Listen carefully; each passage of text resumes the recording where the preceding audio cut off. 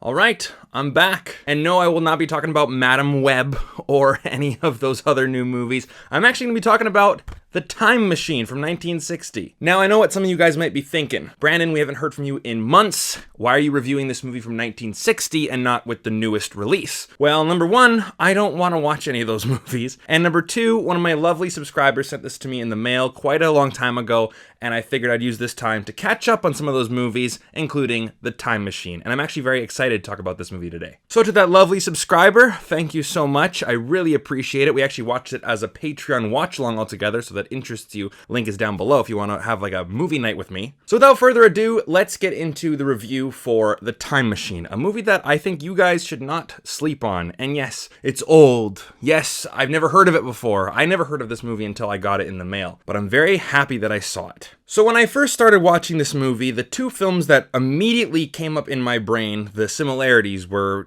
obvious, was Back to the Future and Mary Poppins. Now, I also want to preface by saying this, and I can't believe I even have to reiterate this, but a lot of people get super angry when I watch an older film from the 1960s or something, and I compare it to a film made later. The reason why I'm doing this is because I have seen those films prior to seeing this one, and I'm just drawing upon similarities. I am in no way saying that this film stole ideas from or were based upon.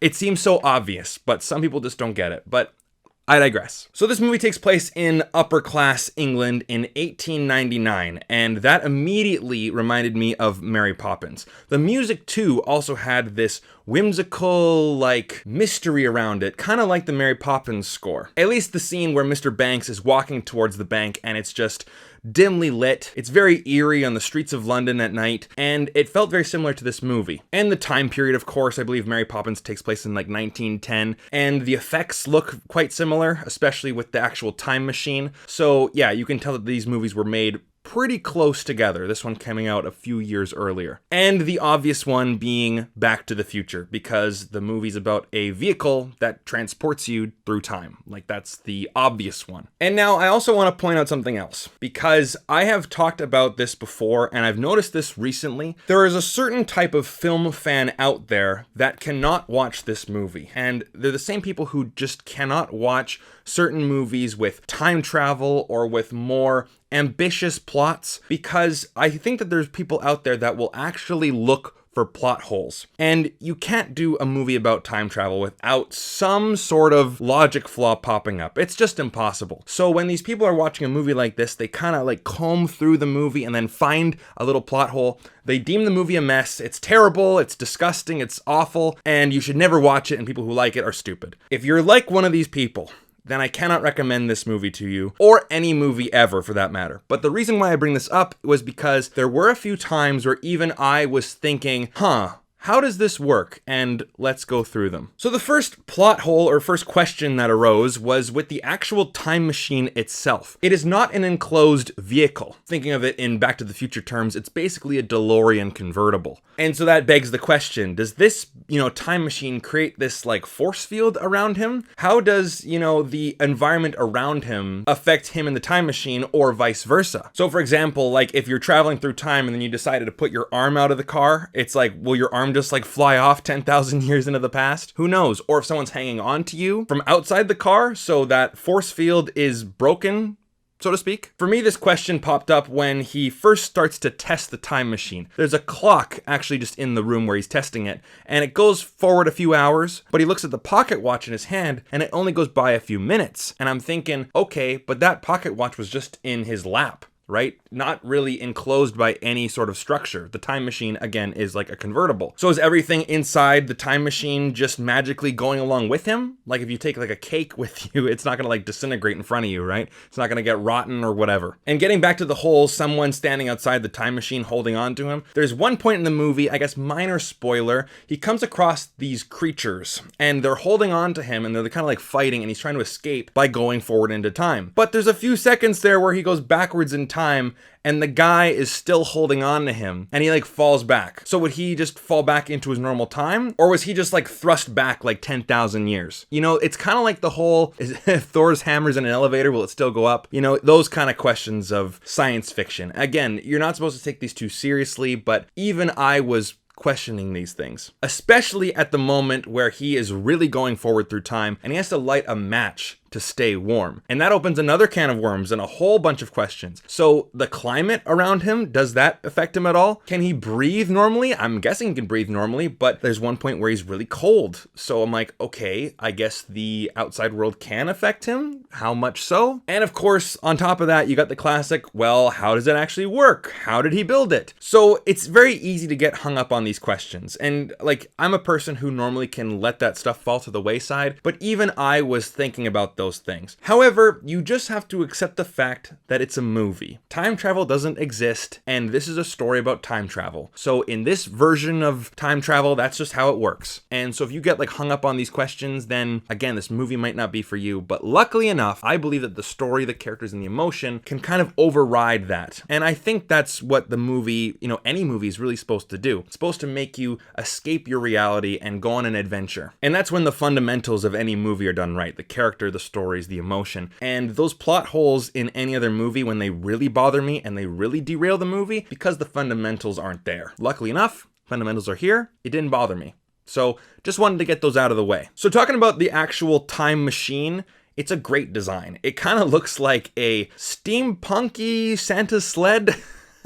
I mean, it's the great design of the pre-internet version of what the future looks like. And I know there's like a proper name for this kind of style. You guys can tell me down in the comment section down below. But the best way I can describe it is Discoveryland from Disneyland Paris. If you guys look up like designs of Space Mountain and that whole world, it's not necessarily super futuristic, but it's an 1800s version of what the future would look like. So the design of the time machine is really cool, and the future world that he goes to, I believe 800,000 years in the future, that also looks really cool too. Like the production design and the art direction and the creativity is, it's here. And as for the story, it's pretty simple. We have our main character, George. He's an inventor, and he's pretty wide-eyed. He's pretty optimistic about the future, but he's also very pessimistic about his current state of affairs, or better said, the state of the world in 1889. He is so sick and tired of humanity just getting into another war, and human beings are developing these new ways to kill each other through science. He wants to go into the future to kind of find that time where people finally figure it out. Now you can tell where this is kind of going. It's kind of a naive dream, but he's very likable, he's very charming, he's very intelligent, and he's an easy person to get on board with. Of course,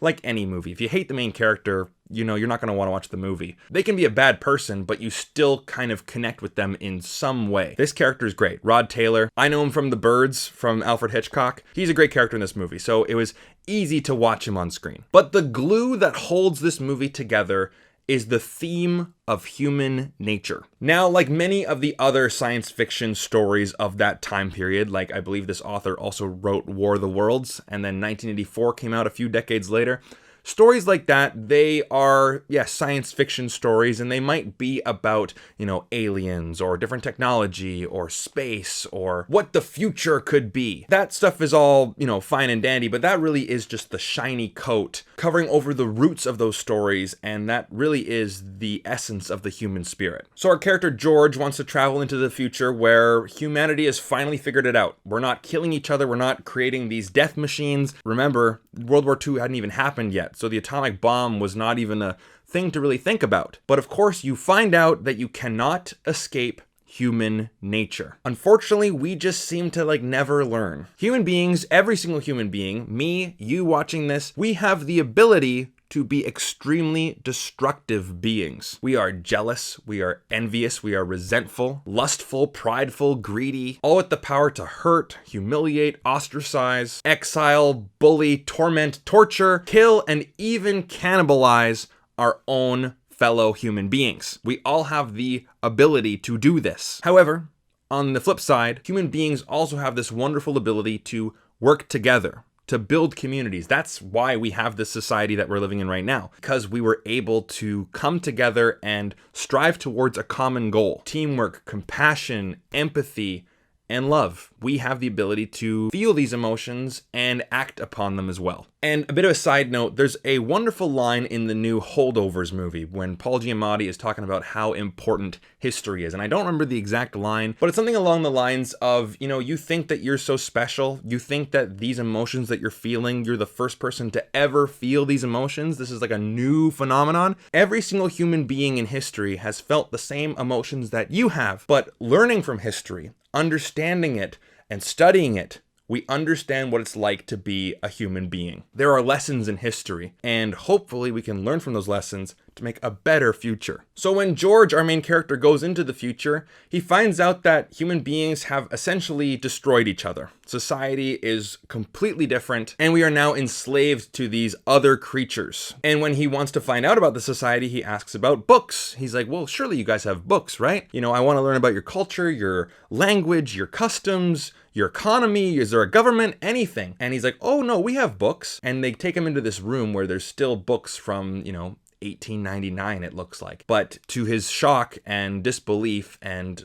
it brings him utter sadness that these books are essentially dust. So all the knowledge, all the lessons from the past are completely worthless. They're just a bunch of sand. So all this striving towards a better society, it's just for nothing. So that's like the message of the movie, the theme of the movie. We must learn from the past in order to create a better future. And also acknowledge that all human beings, you watching this, me, we have the ability to destroy, but we also have the ability to create, come together, love, all that mushy gushy stuff, right? We have the ability to make a choice, and there's bad choices and good choices, and we have to learn from history about which one is which. It's up to us to decide. The power's in our own hands, and that is perfectly demonstrated when one of the future humans finally realizes what it's like to stand up for themselves and literally punch back against tyranny. It's a great scene. There was a lot of storytelling in that one shot. I thought it was, quite brilliant. So for an overall rating, I'm gonna give this film a 4 out of 5. I really enjoyed it, not just because of all of the themes and the messages. I think those things can really make a film stand the test of time. It's not just to entertain you, it's to teach you something. But on top of that, though, this film is entertaining. I love the style, I love the cinematography. There's some humor involved. Rod Taylor is really charismatic, and it's just a fun movie. Well made, entertaining, thoughtful. I'm really happy that I finally watched this one, and I'm really happy to have this in my collection now. So to that lovely subscriber, thank you so much. There you have it, guys. Thank you so much for watching, and thank you so much for sticking with me. I know that these last 2 months I haven't been posting at all. Longest time between uploads, but I'm happy to be back and talking about a movie that, not many people know. I didn't even know about it until I was sent it in the mail, but I have had a lot more fun watching this than quite a few movies in theaters recently. So give it a chance. Let me know what you think down in the comment section down below, and I'll see you guys next time. Take care.